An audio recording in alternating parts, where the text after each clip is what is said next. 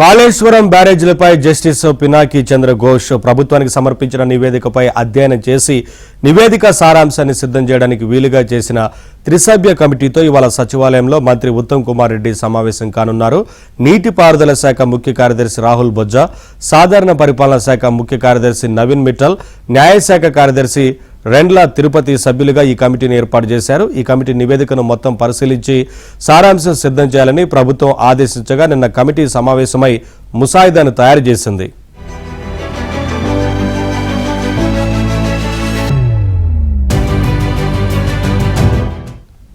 అటు రేపు తెలంగాణ మంత్రివర్గ సమావేశం జరగనుంది. ఈ సమావేశంలో ప్రధానంగా కాళేశ్వరం ప్రాజెక్టు నివేదికపై చర్చించనున్నారు. కాళేశ్వరం ప్రాజెక్టుపై రూపొందించిన నివేదికను 2 రోజుల క్రితం జస్టిస్ పిసి ఘోష్ ప్రభుత్వానికి అందజేసిన విషయం తెలిసిందే.